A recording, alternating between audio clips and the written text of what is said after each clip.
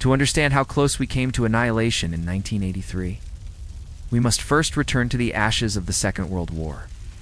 In 1945, the cities of Europe lay in ruins, and the world had just witnessed the devastating power of the atomic bomb in Hiroshima and Nagasaki. The war had ended, but a new kind of conflict was just beginning, one that wouldn't be fought with tanks and rifles, but with ideology, espionage, and the ever-looming threat of nuclear devastation. The United States emerged from the war as a global superpower. It possessed unmatched military strength, an expanding economy, and most importantly, a secret weapon, the atomic bomb. The Soviet Union, though battered and broken, had grown in influence, carving out a sphere of control in Eastern Europe. Distrust ran deep. America feared the spread of communism. Soviets feared another invasion.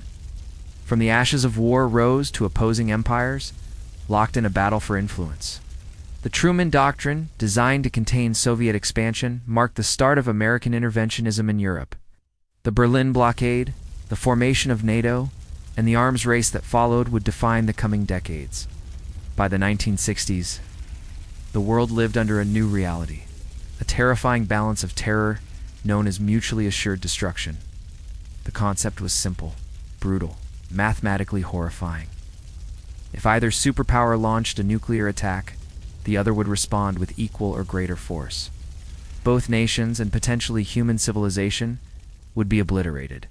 This logic of deterrence dictated international relations. Governments invested billions into building arsenals they hoped never to use. Submarines silently roamed the oceans with enough firepower to destroy continents. Missiles sat in underground silos in the American Midwest and the Siberian plains, aimed at each other's hearts. The result was a delicate, unstable peace maintained by the threat of total destruction. The Soviet Union was a realm of shadows and secrets. Behind the Iron Curtain, a vast military-industrial complex churned ceaselessly. Scientific cities unknown to the outside world specialized in nuclear research and space technology. The KGB maintained watchful eyes on scientists, generals, and citizens alike. Fear, loyalty, and a strict hierarchy defined the Soviet military structure. Officers were trained to obey without question. Command centers were built deep underground, with thick concrete walls and blast-proof doors. Here, decisions about life and death were made in moments. Among these officers was a man named Stanislav Petrov. His story would not be told for decades. Stanislav Petrov was born in the Russian Far East, in the port city of Vladivostok. In 1939, he grew up under the long shadow of war. His father served as a fighter pilot in World War II. His mother was a nurse. Petrov himself would later say, "My childhood was full of discipline, but also full of silence." Quiet, analytical, and sometimes withdrawn, Petrov enrolled in military academy and specialized in radio engineering. He became a systems analyst, a role that combined mathematics, discipline, and responsibility. He married, had children, and built a life in service to his country. But he never sought glory or power. Those who knew him described him as calm, skeptical, and independent-minded. All traits that would one day save the world. The year 1983 was a powder keg. Ronald Reagan was president, and he believed in peace through strength. He called the Soviet Union the evil empire, and launched initiatives like the Strategic Defense Initiative, or Star Wars, to militarize space. Soviet leaders, particularly the aging and paranoid Yuri Andropov, feared a decapitating first strike. When a civilian airliner, Korean Airlines Flight 007, was shot down by Soviet fighters, killing 269 people, the world gasped. Tension soared. And then came Able Archer, a NATO military exercise simulating a nuclear attack. To Soviet observers, it looked real. Their forces went on high alert. For several days in November 1983, nuclear war felt not just possible, but imminent. The night was quiet. Cool air swept the pines outside the Soviet military base known as Serpukhov 15. Inside, beneath layers of reinforced concrete, officers watched glowing screens for any sign of a U.S. launch. Just past midnight, the alarm screamed. A single missile appeared on the radar, then another, and 3 more. The system showed 5 intercontinental ballistic missiles, fired from the United States, speeding toward the Soviet Union. In those minutes, the world's fate hinged on one man. If Petrov had followed protocol, everything would be different. Moscow would have gone to red alert. The Politburo would have authorized a retaliatory strike.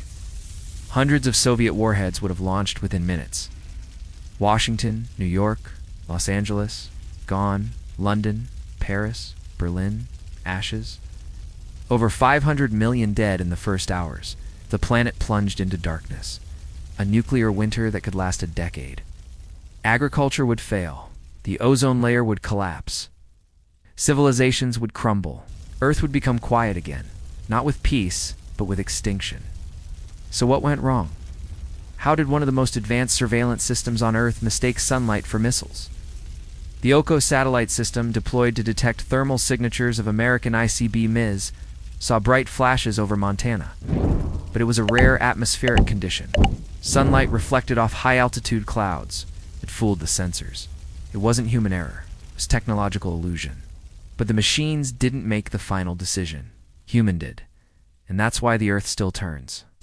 Petrov didn't see himself as a hero. He was reprimanded for not logging the incident properly. His name was buried, his silence ordered. He retired early, his wife died young. His children moved away. For decades, no one knew what he had done.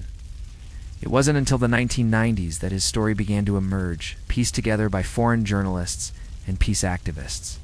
He died in 2017, alone in a small Russian apartment. But by then, the world had begun to understand. Statues were erected. Awards were given. His name was whispered in classrooms and policy meetings. He did not launch missiles. He did not kill. He simply waited and decided not to act. And in doing so, he saved the human race.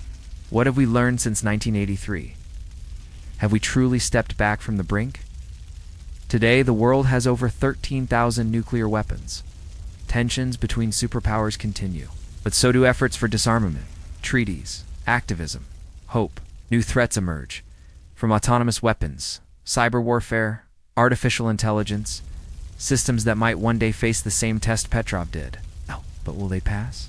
The lesson of 1983 is this: systems can fail, but human judgment, empathy, doubt, courage remains our greatest defense.